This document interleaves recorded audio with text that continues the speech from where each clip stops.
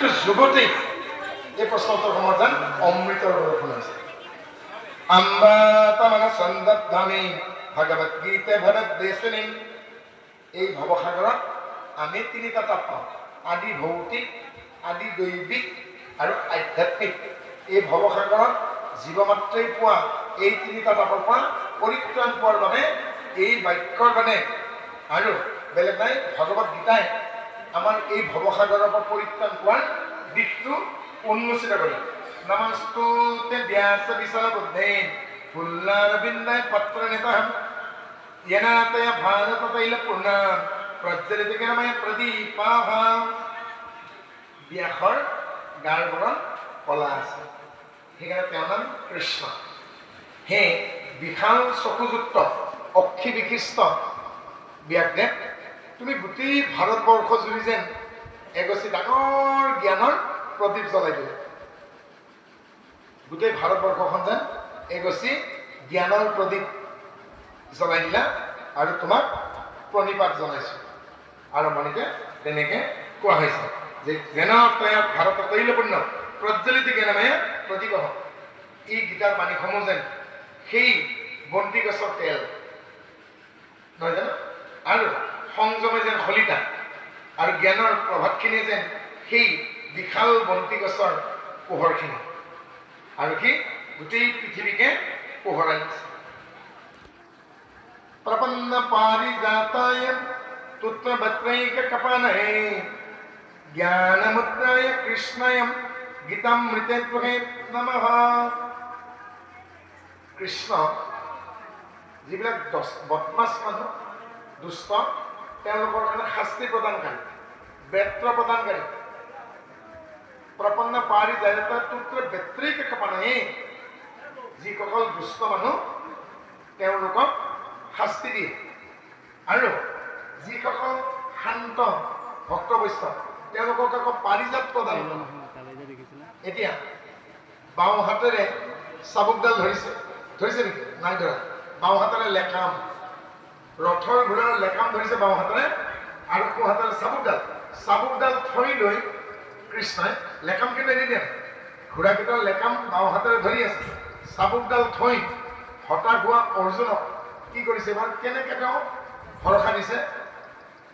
বুঢ়া আঙুলিটো চিধা কৰিছে, তৰ্জনী আঙুলি পোন কৰিছে, মধ্যমা অনামিকা কনিষ্ঠ ভাঁজ কৰি তৰ্জনী আঙুলিৰ মূৰত বুঢ়া আঙুলিৰ মূৰটো লগাই দিলে কয় জ্ঞান মুদ্ৰা। এই মুদ্ৰাৰে কৃষ্ণই জ্ঞান মুদ্ৰাৰে অৰ্জুনক কৈছে শুনা সখী কল্পক আছে, এইটো হ'ল জ্ঞান মুদ্ৰা। তাৰ আগতে কিন্তু কি ধৰি আছিল? চাবুকডাল। চাবুক ধৰা হাতখনেৰে চাবুকডাল থৈ লগে লগে কিন্তু জ্ঞান মুদ্ৰা দিছে। কি বুলি কৈছে? জ্ঞান মুদ্ৰাই কৃষ্ণই গীতামৃতে ত্বহে নমঃ। সেই আমাৰ ভাৱনাটো আহি যায়। অৰ্জুন মানে কৃষ্ণ অৰ্জুন সংবাদ বুলি ক'লে লাগে, কৃষ্ণই অৰ্জুনক বুজনি ক'লে লাগে, সেই ভাৱনাটো আহিব। এই মুদ্ৰাৰে তেওঁ অৰ্জুনক কি কৈছেগে? হতাশাগ্ৰস্তৰ পৰা উদ্ধাৰ কৰিব। সৰ্বোপনিষদো গাৱদুগ্ধম গোপালনন্দনঃ পাৰ্থো বৎস সুধীৰ্ভুক্তম দুগ্ধম গীতামৃতম মহতঃ। গোটেইবিলাক উপনিষদৰ সাৰখিনি যেন এজনী গাই, এজনী ক্ষীৰতী গাই। উপনিষদ বহুত আছে, আৰু তাৰ ভিতৰত 11খন উপনিষদৰ সাৰ আহি এই গীতাত অৱগাহন কৰিছে। কেনোপনিষদ, অনুপনিষদ, মুণ্ডক্য, মাণ্ডক্য, শ্বেতশতৰু, চান্দোগ্য, বৃহদাৰণ্য, ঐতৰেয়, তৈতৰীয়, ঈশবাস্য, এইকেইখন মূল উপনিষদৰ সাৰখিনি এই গীতাত পাব। এই মূল প্ৰধান উপনিষদ কেইখনৰ যিখিনি সাৰ কথা, সেইখিনি যেন এজনী গাইৰ লগত তুলনা কৰিছে।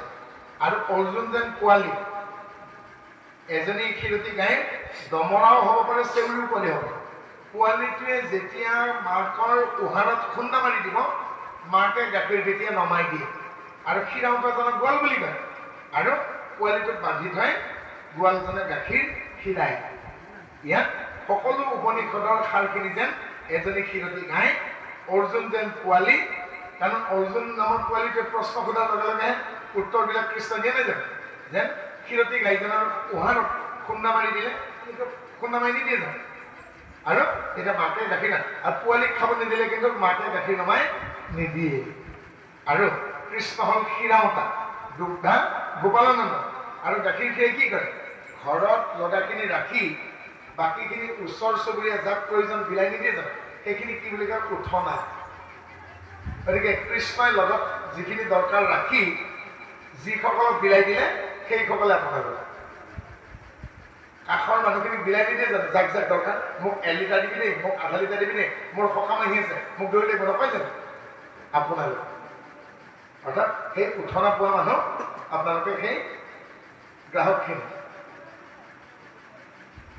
বসুদেৱ সুতম দেৱম কংস সানুনমৰ্দনম দৈৱকী পৰন্দনম কৃষ্ণম বন্দে জগদ্গুৰুম। এয়া বিষ্ণু পুৰাণৰ পৰা আনিছে। কৃষ্ণ কোন? বসুদেৱৰ পুত্ৰ কাৰণে তেওঁৰ নাম বাসুদেৱ, দৈৱকীৰ পুত্ৰ কাৰণে তেওঁৰ নাম দৈৱকী নন্দন, যদু বংশৰ কাৰণে তেওঁৰ নাম যদুমণি যাদৱ যাদৱানন্দ। তেওঁৰ পঞ্চম পিৰিত ওপৰত বিৰিঞ্চি আছিল, সেইকাৰণে তেওঁ বিৰিঞ্চি বিলৰ কাৰণে তেওঁ বিৰিঞ্চি সূৰ্য বুলি কয়। বিভিন্ন নাম। কংস সানুনমৰ্দনম, কংসৰ সানুনক তেওঁ মৰ্দন কৰিছিল। দৈৱকী পৰমানন্দ কৃষ্ণম বন্দে জগদ্গুৰুম। কোনোবা কোনোবা ঠাইত দৈৱকী হৃদয়ানন্দ আৰু কোনোবা কোনোবা ঠাইত দৈৱকী পৰমানন্দ বুলি কয়। তাৰ কাৰণে কিন্তু দায়ী কৰিব নোৱাৰে। কিয় কাৰণে? আমি দুভাগ বিষ্ণু পুৰাণ পাইছোঁ, এভাগত পাইছোঁ দৈৱকী হৃদয়ানন্দ, এভাগত পাইছোঁ দৈৱকী পৰমানন্দকে বহু হাজাৰ বছৰ পুৰণি, কাকো দুখ দিব নোৱাৰে। সেইকাৰণে তলত লিখা হয় কোনোবা কোনোবা পুথিত হৃদয়ানন্দ, কোনোবা কোনোবা পুথিত পৰমানন্দ। দৈৱকী পৰমানন্দ, দৈৱকী হৃদয়ানন্দ একেইটো কথা দেই। আৰু এই আচলতে হৃদয়ানন্দ হ'ব লাগে নে পৰমানন্দ হ'ব লাগে, এই বিষয়টো অধ্যয়ন কৰিব লাগিলে টেক্সচুৱেল ক্ৰিটিচিজম বুলি কয়, হয়নে? পাঠ সমীক্ষা। বহু মানুহে সেই কথাটো বুজি নাপায়। কি কয়? বোলে অমুকে অমুক শব্দটো নিজাকে সোমাই দিলে, ওপৰতে কৈ দিয়ে বৰ সহজ।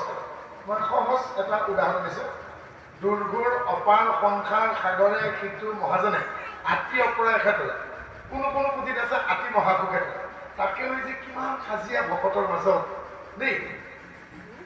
নামনি অসমৰ কামৰূপ জিলাৰ অন্তৰ্গত সুন্দৰীশাল সত্ৰৰ পৰা এখন সাঁচিপতীয়া পুথি অনা হ'ল। সেইখন 400 বছৰ পুৰণি। তাত লিখা আছে দুৰ্ঘোৰ অপাৰ সংসাৰ সাগৰে সিটো মহাজনে আতি অপৰায় খেতলে। উজনি অসমৰ ধোঁৱাহাটৰ পৰা এখন পুথি কলাক্ষেত্ৰই উদ্ধাৰ কৰিছে, সেইখনৰ বয়স 375 বছৰ। আৰু সেইখনত লিখা আছে দুৰ্ঘোৰ অপাৰ সংসাৰ সাগৰে সিটো মহাসুখে তলে। এখনৰ বয়স 375 আৰু এখনৰ বয়স 400 বছৰ। শ্ৰীমন্ত শংকৰদেৱ খণ্ড 96 বছৰ হৈ আৰু 4 বছৰ আছে 100 বছৰ। 400 বছৰ আগতেতো শংকৰদেৱ সংঘ জন্ম হোৱা নাছিল।